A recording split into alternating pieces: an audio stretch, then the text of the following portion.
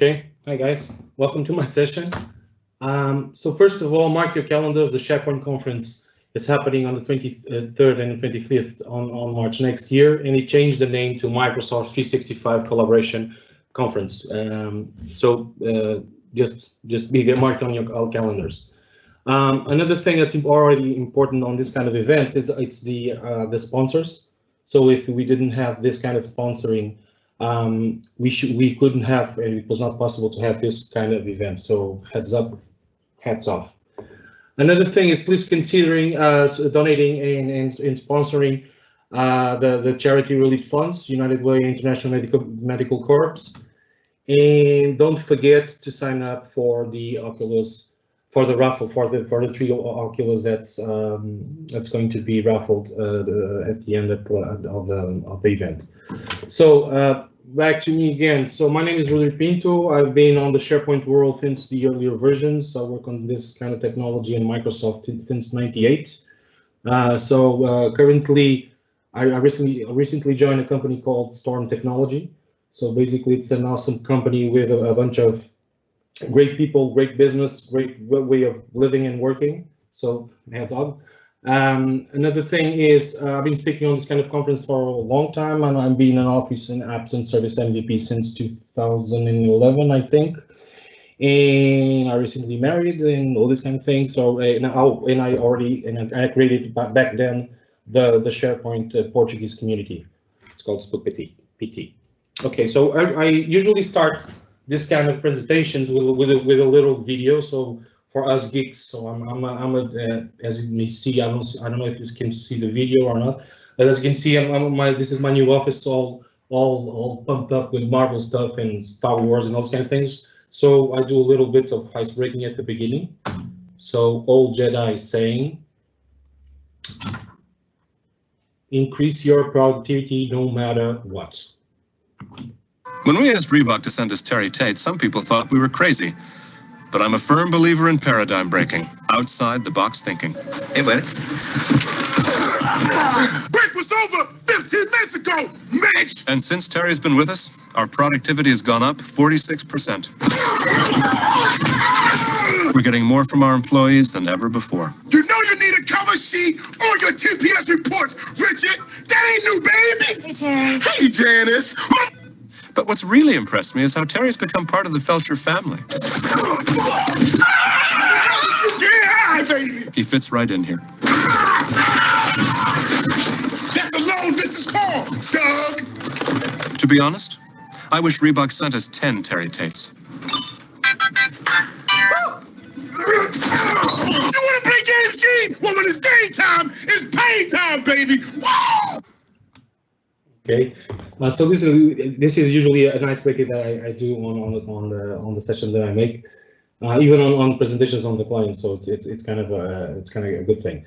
So what's this with the PnP Candy, and what kind of session is this? So basically, the idea on this session is to present a little bit of the experience and the roadmap that as myself and my team as developers as SharePoint SharePoint implementations during the past 10 years. One of the things that we learned across the ways, and we defined patterns and ways of productizing your development and productizing your process on this kind of assets to be deployed on a SharePoint farms and right now on the online. So basically, what we do. What we realized during this past 10 years, most of the farms within the SharePoint or the SharePoint technology, there were how do you call it? They were attacked by outage with the farm solution. So basically, anytime someone deployed a farm solution onto the tenant on SharePoint. Basically, it has impacts, and at the beginning, it was kind of curious, and it was kind of fun doing this kind of solutions. Whenever you have like a farm, a SharePoint farm, and you have multiple suppliers giving you a bunch of solutions to be deployed, some of them broke, and usually broke or caused outages within the platforms itself. And one of the things that actually that what's actually happening is the full trust solution. So basically, you have the kind of packages or solutions that are tightly coupled with the SharePoint framework. So basically, there's the old way of doing things. You have IIS websites with web configs and with assemblies, and each time there's a new assembly deployed, the web config change the web config by doing the changes on the web config.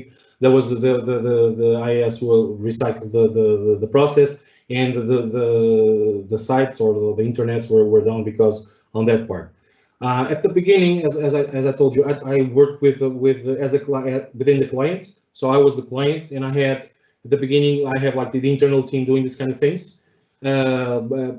During 1 year, six months, everything was okay. And then afterwards, we were receiving farm solutions from other suppliers. So like different suppliers, it was not the internal ones. And we had huge impact on regarding the SLAs on the service that we were making available for the internal clients or for the external ones. So this was a TV station back then. It was 2005, and basically we were promoting content websites for TV station and for the magazine. And we had a bunch of suppliers. So one of the things that we actually we did all the ALM process, application lifecycle management. But even so, we had to do a lot of work, and we have to do a lot of mechanisms, implement those kind of things, just to make sure that the new package that was deployed to our farm was not damaging anything within the farm or other applications. Okay, so and afterwards, like 2-3 years from that time, there was an initiative promoted by Microsoft and by the community. It was a group of people, the most of them, the most experienced ones. They gathered, they met, and they actually bring on some of the new technology that we're seeing today. And this was the beginning of the PnP community. Okay, right now we are, because I'm in community also, revamp the site itself. And the idea here is, instead of using farm solutions the old way, the solutions tightly coupled with a platform that the solutions are deployed. The idea with this was to, okay, so imagine on a wonderful world where you deploy a solution that doesn't actually will cause any interference within the platform that you're working in. So the idea is to have solutions to loosely coupled techniques implied, and where the main idea is to run the code outside of the SharePoint farm. And with this kind of thing, we actually can upgrade and scaling up these kind of things without interfering with the baseline that's our platform. And one of the challenges that I have was actually it was a technical challenge. And then after that gig, I went to a company, and basically I had teams across the Europe and across the world, and we started by Lisbon and Geneva. And by doing so, the technology itself with this PnP thingies, it helped, but even so, there was a couple of challenges on top of it. Not on the technical one, more on the guidance and on the structure. How do we do this kind of things? So one of the things that we noticed, and that I noticed because I was a team lead, was the structure on developing enterprise SharePoint solutions. On the recent company that I went to was not structured. Basically, it was a little bit on a mess. So the biggest challenge that we had was, whenever you have a new developer on the team, we were spending too much time doing and training the guys to do the development and the rules and to follow up the rules.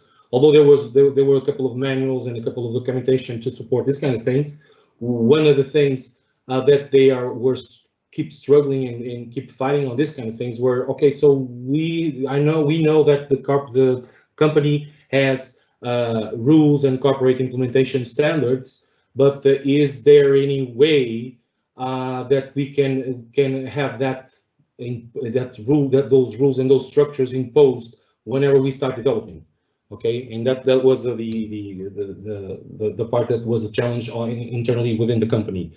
And at the same time, we had projects rolling because somebody needs to pay our wages, right?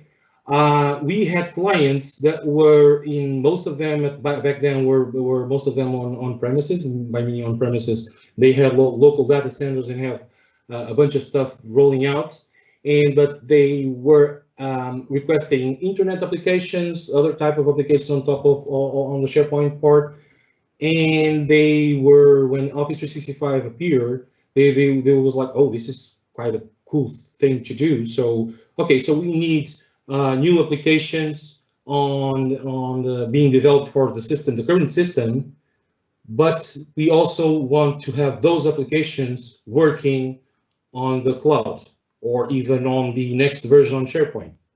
And back then they had a couple of SharePoint 2010 farms, and that was quite challenging to have a way of having the same application working in three or four or whatever was it, different environments. So the first application that we did, the new ones need to work in SharePoint 2010, be prepared to work on SharePoint 2013, 2019, and the online afterwards.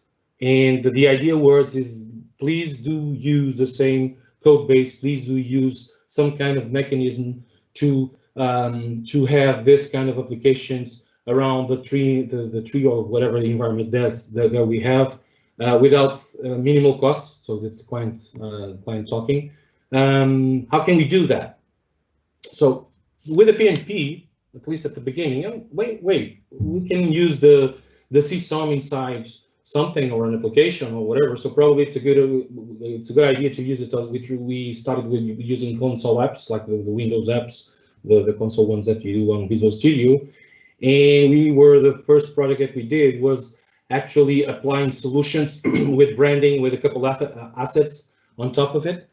And basically, the clients were happy, and the thing was working and everything was okay.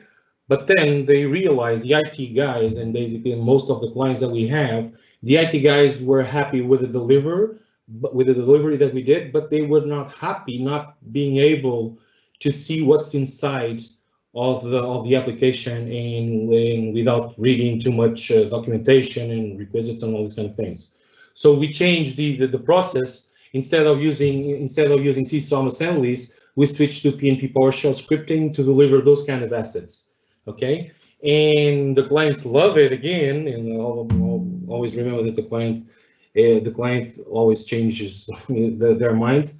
So the clients love it, but they love the scripts, they love the stuff that we do, but then they ask, okay, so we love the scripts and we like this, like a dictionary or whatever, but is there any way of having this encapsulated or packaged in some way that we can like activate or deactivate the things that we're deploying without needing of new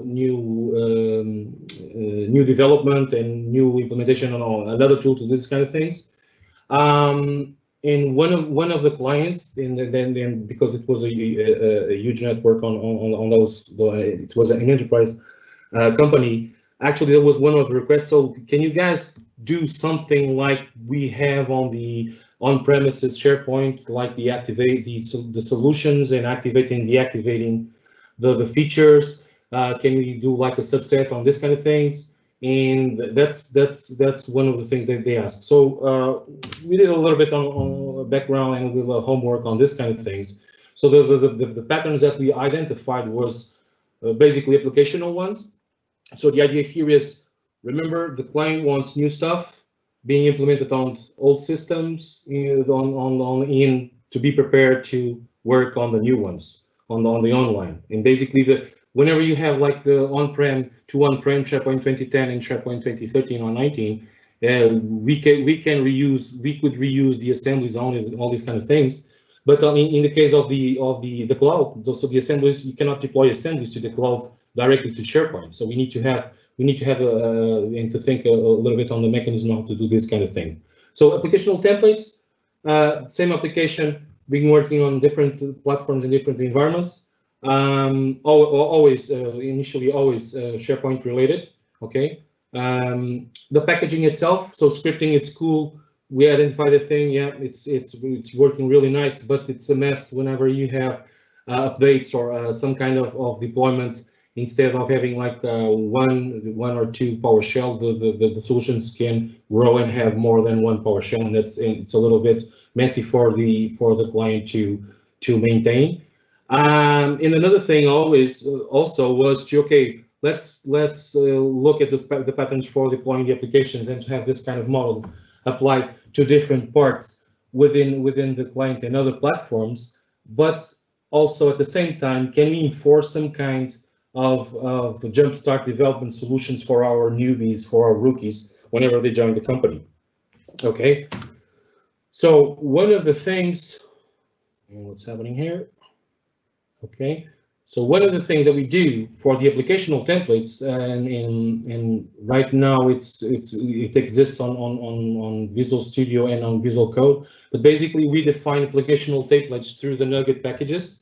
So we define a couple of Nugget packages per platform version, and the idea here is to have those Nugget package stored in a central repository and have specific Visual Studio, Visual Code templates right now to jumpstart the development solution. So anytime there's a new guy coming into the team, they grab the templates, they do the new project thingy or the thing on the Visual Code, and they actually have the structure and the project already done to work with.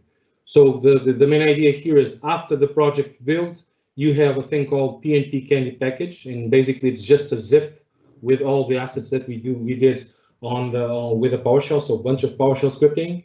Another thing interesting is we put master pages and page layouts and all these kind of things inside, so everything is wrapped up. We define the structure, and we define also mechanisms like SharePoint features and solutions to deploy across the different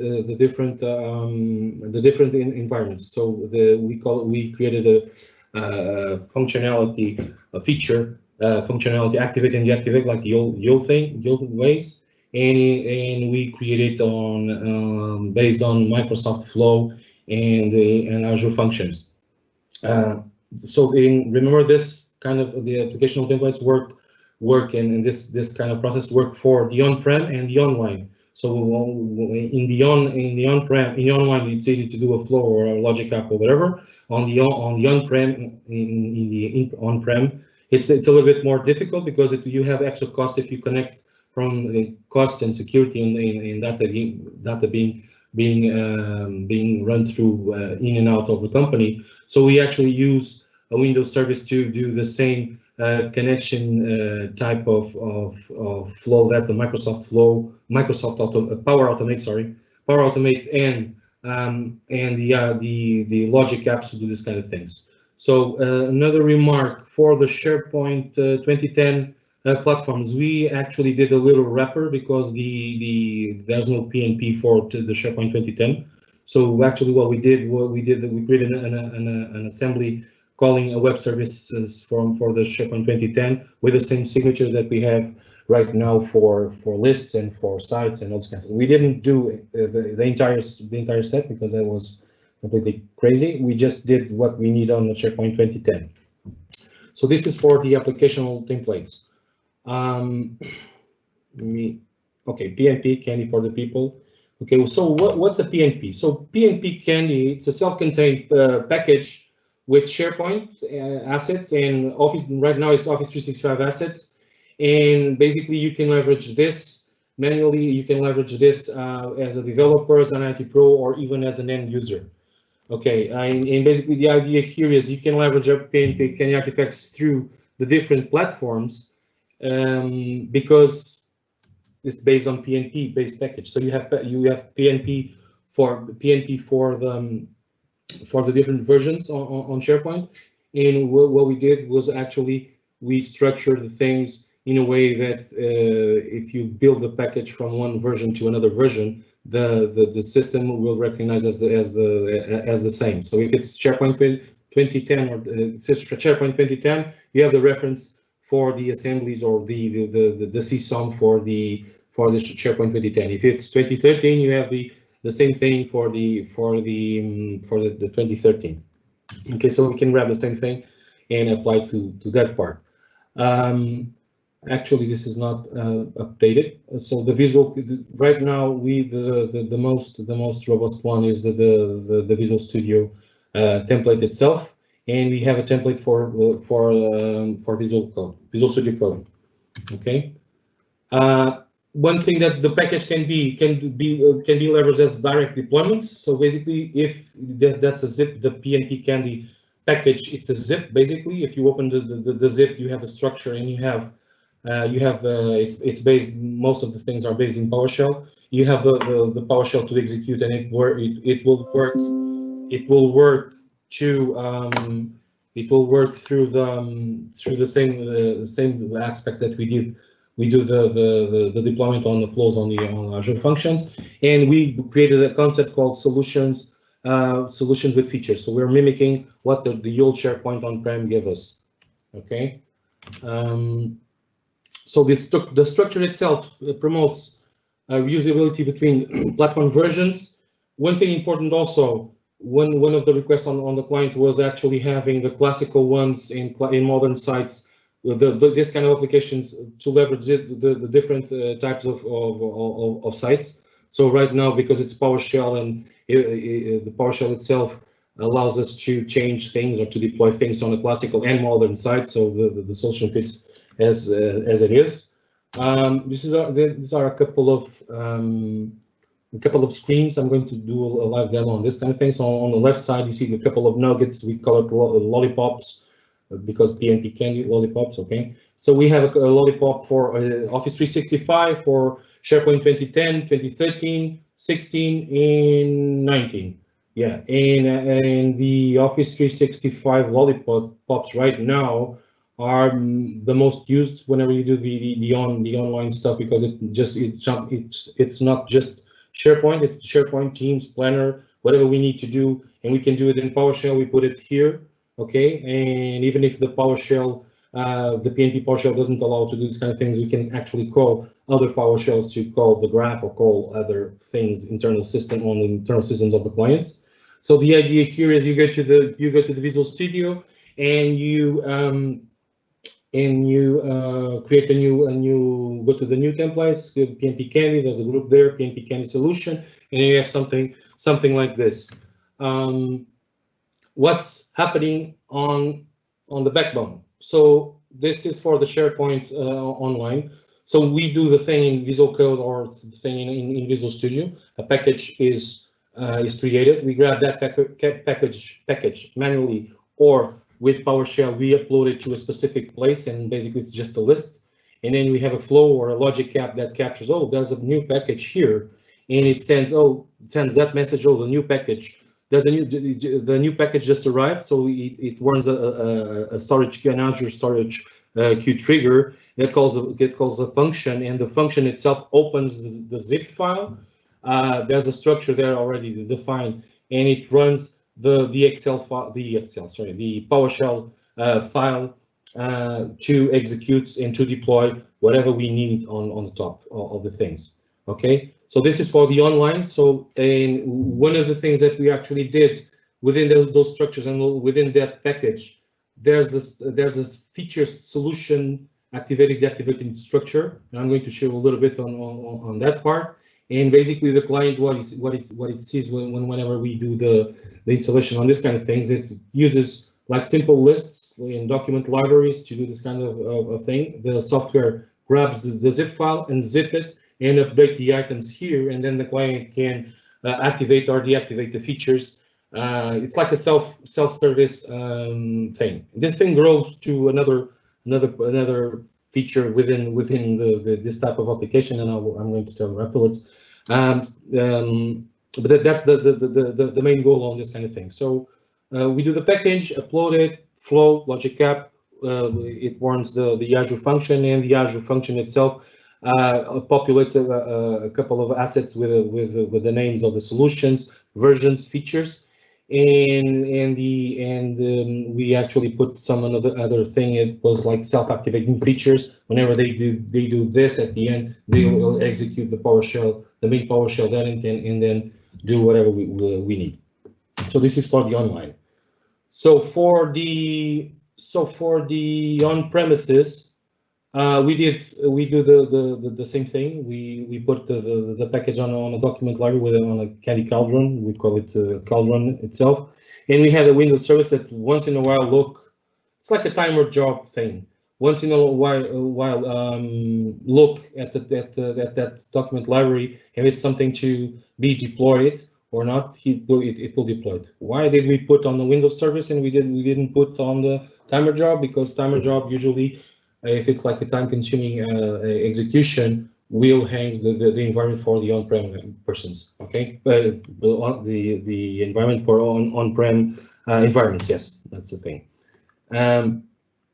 So basically, it's the same aspect. So it grabs the Windows service, it instantiates the PowerShell that's within the package, and you have the features within the same structure that we have on the on-prem environments. Okay. So this is I'm going to show you the live one on this one. So here, this is the Cauldron one. This is just a list view, document view web part on the page. This is a custom list with a couple of not a custom list. Sorry.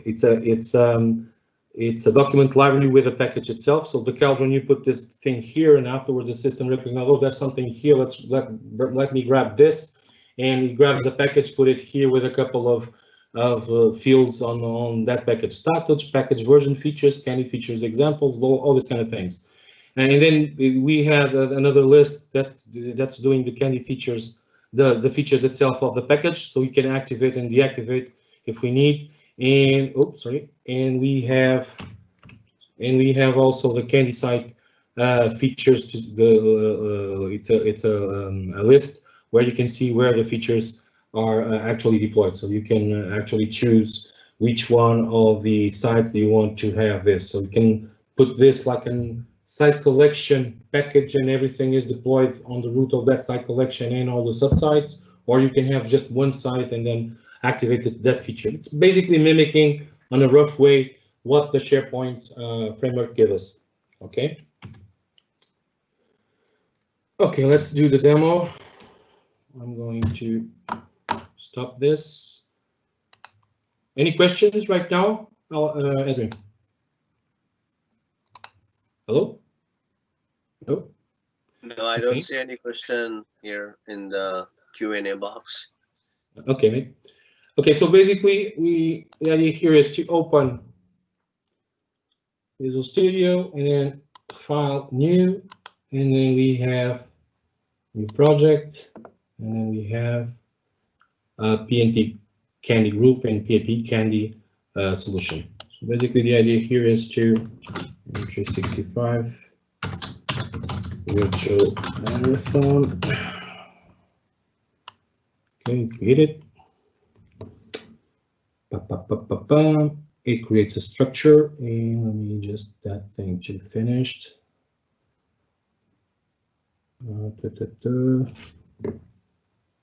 Okay, so what do we have here? We have two projects.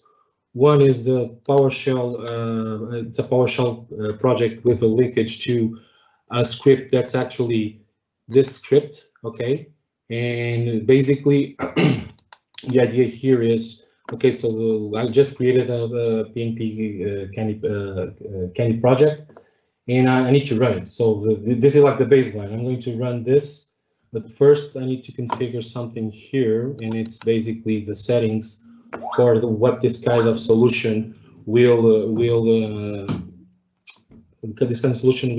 deploy the assets. Let me just grab the site.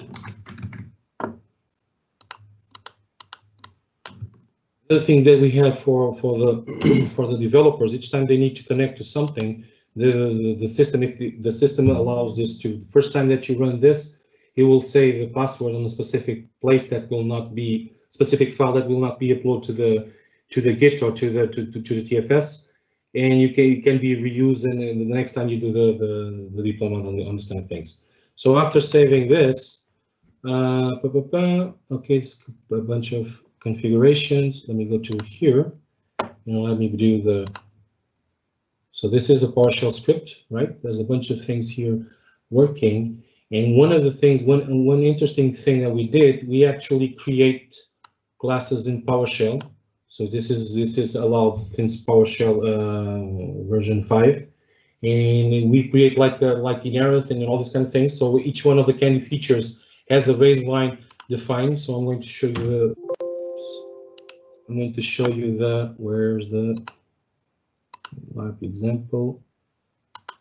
So this is like the feature.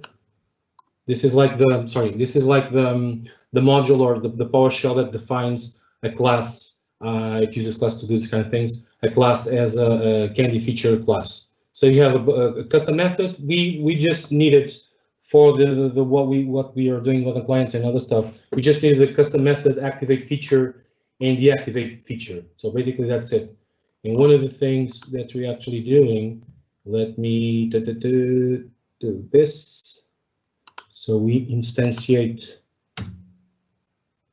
this module or this class as a feature. We put this, okay, ask first time, it will ask for the credentials. Okay, and now it's running. So basically right now we are mimicking what's being used for the package itself. So if you look at this like the beginning, this was done before the Azure functions exist on the PowerShell side. So basically it's like a subset on this kind of thing. And basically one of the things that we do, we can actually with this, the actually developers can run through the code they are doing without deploying, without doing any kind of this thing. So we put like on the first template, we put something like the definition on the definition on the Candy itself. So there's a couple of meta properties on that class. Then it connects to the tenant,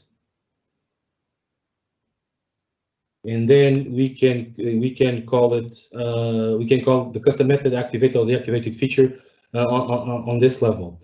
And basically this allows us to deliver the package as it is with the possibility of executing this kind of things without having any type of mechanism to deploy this automatically. So the IT guys or the developers can grab this package and zip it and execute whatever it's on the run it PowerShell, and it executes, and it's the same procedure for that we use for the package itself. So we have a custom method here. Let me look, and so it's supposed to do something, right? So again, this is just the initial template, activate feature, get web. So we're getting the PnP web through the PnP PowerShell, and the current site title is this one, and afterward we change it for another thing completely different. Title now is something changed, and it's activating something, right? So this is the log. So everything it's logged, everything as is on purpose. It's like we're treating PowerShell as C# persons. And deactivate features is the same. It's not doing anything. This is just mimicking, well, whatever we need to execute. Okay. Remove the module and remove the core. So next time I run this, and where's the connect? Definition connect to tenant. Suppose not to ask you again for the password and for the user because it's already stored within a specific, yeah. You see, so this for the developers were actually astonished because they didn't waste a lot of time doing this kind of development or this kind of assets for the clients. So this is one of the parts. So let me stop this. Another thing that we did actually, whenever we do this, we do the compile of the build of the project. We just put this thing here. and we do this clean solution. We actually mimic the clean, the build, and the build and the packaging that we have in Visual Studio to do the packaging of all the PnP candies. So we do the clean solution. And what is this, the clean solution? Let me just do it another example. Rebuild solution. And basically what it does the cleaning on the stuff. Let me put this at the beginning. Yeah, so it cleans everything. If it says that clunky or temp files that we need on the packaging, it will remove the packaging, the settings, because those settings don't need to be on the package that we need. Does a lot of sanitary sanitize on the packaging itself, and deletes the last one on the bakery, that the last one the candy that we put on the bakery. And then the system itself, this is actually the PnP Candy cleaner, collector, and the packager. It's actually PowerShell scripts done whenever you do the rebuild on the solution. And it looks at the structure that we define here, and it gathers the files and zip it, and afterwards it packaged everything on the PnP as a PnP Candy solution. And if I go here, and if I go open folder in file folder, I have something like this. And basically this, we added a zip, we added an icon on this zip. And if I do an extraction on what's here, it's actually the same. It's actually the same structure that you see on Visual Studio or on the Visual Code thing. Okay. So this is the package itself. So we grab this package if the client has already the entire subset of the PnP Candy already installed. It grabs that package, and the system will deploy the package. Or if it doesn't, it grabs this, unzip it, and execute the run, and that's it. Okay. So this is for the baseline or the core on the features on these kind of things. One thing that's actually important is, so this is actually cool. This can run. It's like a zip for executing package with PowerShell. That's kind of cool, yeah. But how about having the same structure and features for the different environments, as you told us at the beginning of the presentation? Actually, that thing is leveraged through NuGet package, as I told you. And we have a repository called called core PnP Candy, and we have a candy for each one of them of the environments on SharePoint. Right now, the candy lollipops are the Office 365 have SharePoint teams, Azure things. They have the entire subset on the Microsoft side for us to deploy, including some of the clients. We have add-ons to connect to external services and internal services. Okay, so whenever I do this and I do the install, and it's already existing, the README. Okay. There's no problem. So the package itself creates a bunch of assets that we need for some kind of stuff, some kind of assets to be deployed. Okay, so like a blank web part page. So again, most of those assets or those templates are for on-prem. That still some of the clients that we have, some have the classical sites also, not just the modern ones. So we include a couple of not recommended, but okay, master pages, and we try to mimic the UI that we already had on the on-prem part, and we actually can leverage the new thingy, the PnP provisioning templates and all these kind of things. And the feature, the package itself creates already a feature with the same thing that we saw at the beginning. And the system, when it's implemented, the first thing when we go to the site and click activate feature, the first thing that the system does is actually calling this piece of code. And if you deactivate, call the other part of the code. Okay, and we can leverage other scripting here. We can leverage directly the instructions on PnP to do this kind of things, and it's working right now. So the baseline itself, it's defined, it's strict for the developers and for the corporate rules and compliance that we have. One thing interesting that we did for this kind of thing was actually not most, but a great part of our clients are using this kind of solution, not just to deploy SharePoint assets, but they are deploying actual team provisioning. They are deploying Azure artifacts. We have another client that's actually using this kind of thing to deploy documents, images, and there's a new client that's actually using. They're using a lot of SharePoint spaces, and they're deploying those kind of assets, the 3ds files, 360 videos, and videos, not videos, 360 images with this kind of solution. Okay. Do you have any questions, Adrian? No. No, I don't see any. I'm hoping there's someone at least looking into it besides me and you. Okay, no problem. Yeah, I do have still participants, so maybe, but yeah. Okay. Okay, so this is the project itself. One thing, let me just do so I did the change on the PowerShell, but I didn't show the site.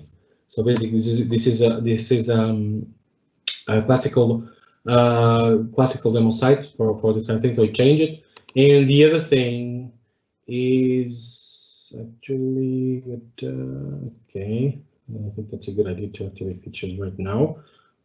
Because this is a site that we use to test the new deployments on the PnP part. So we drag the PnP. I'm not activating nothing here because the guys are probably deploying something right now, 28 minutes ago. Okay. Basically, you have the cauldron itself that you can deploy you drag and drop the packages here. And then the internal system will grab that information. This one is a feature that it's a solution, Candy, that was actually added previously, and it grabs the information that's within the package. So you have the status, package version, features inside, current action none, execute action, and basically the idea here is the packages are on this part, and then you have the features here where you can actually activate and deactivate the feature itself with the site, and then whenever we need to put this kind of information. Okay. Let me go back to the slides, and so to wrap it up, so basically we can build templates per platform. You imagine this like a packaging delivered from different environments to different things. This thing grows so much inside of the clients that they are actually using this for other types of deployment, not just SharePoint. They actually have this for updating a couple of websites, internal websites, a couple of records, documents, even on specific places on Office 365 also. And the baseline is PowerShell packaging zips, call it PnP Candy, that are leveraging Azure functions, flows, or Power Automates and Logic Apps with PnP. Okay, and basically PnP Candy is free soon, open source on PnP practices. One of the things that exists like on the past, I think, 5 years, and the reason it's not even on the PnP right now, it's my fault because I didn't have time to review everything and to put there. But one thing that I'm going to do is to actually grab this and put as a PnP solution, part of the solution on the PnP repositories. Okay, apologize for the ones that already following this kind of things. And that's it. I'm hoping that this is interesting. So, any questions? I don't know how am I in time? Yeah, you're pretty good. You are well ahead. I mean, you still got, I believe, 7-8 more minutes. 7-8 more minutes. Okay, this kind of solution. So this is what I usually do. So I see a solution or a development or pattern on Teams on development teams, not Microsoft Teams.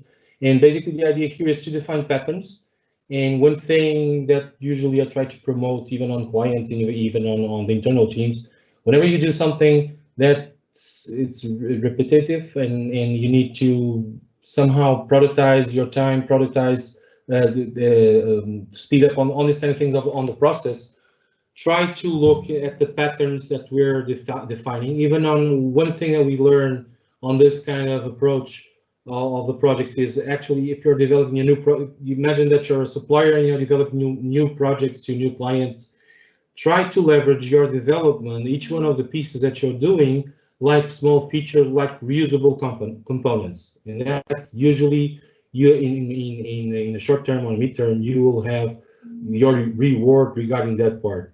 Because most of the things that we do on these kind of things, it's actually reusable, right? So if you have a deadline or all these kind of things, and we are rushing and doing like hammer time on the code, sometimes we need to do that thing also. But even if you do that thing, try to leverage though that part of the script, of that part of the development, in a way where later on, when the project is finished, grab that part of the content and build and recreate them as a new add-on, a new asset, a new feature to be added to your projects, to your clients, to all other things that you're doing.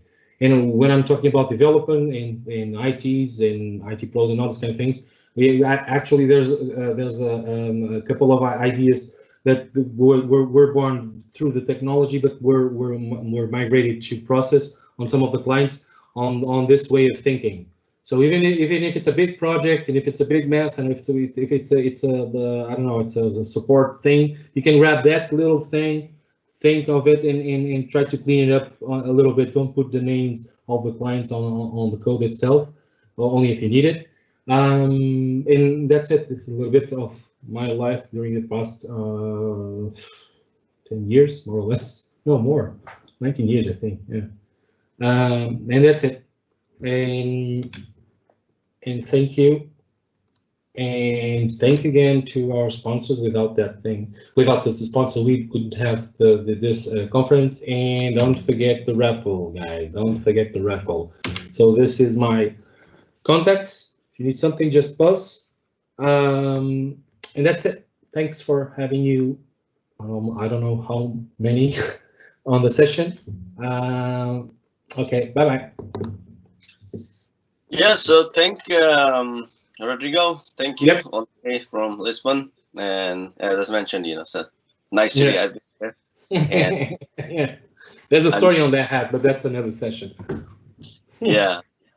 So yeah, thanks everyone who dialed in, and do not forget to provide your feedback, event feedback, speaker feedback. I'll bring that slide just now. Oh, and that was the one that, yeah, sorry. Yeah, and also then hold on. So that's slide, and then we'll tune in for the next session in a few minutes. So this slide, the one I just brought online, I'm just bringing it. Hold on, so it will just override Rodrigo's. You don't override me. So you still want to share, or you good? No. I was just kidding. Sorry. Because I'm Portuguese, so I wasn't. Just kidding. Guys. So yeah, the people can still see you, and so there's the feedback form, event feedback form, and please do this for each and every session. Yeah. For every speaker, I think there are guidelines available that you have to have at least 5 of them, I believe, and go through the guideline and make yourself eligible for the draw. And yes, so thank you again, and we'll stay tuned. We'll see you in the next session. Thank you. Yeah, it's Christina. It's cool. Yep. Rodrigo. What's up? Hey, hello. I think it's live, or it's still live, right? Yep. Say what? Yeah, you're still live. Okay. You want? You can stop sharing yours. No, you're good. I don't start till 7. I just wanted to wave and say hi. Okay. Tell you I miss you guys. You know this whole social distancing, and I'm done with it. Yeah. We're fine. You know that, right? Say what? We're confined because of the COVID thing. Yeah. You know that, right? Yeah. Oh yeah. Oh no! Wait, what? Are you sure? No, just kidding. Yeah. How is it on your side? Everything's cool? Things are getting better. It's just I don't feel as bad as I felt like we were living in the Twilight Zone. I don't know. I go up and down. It's like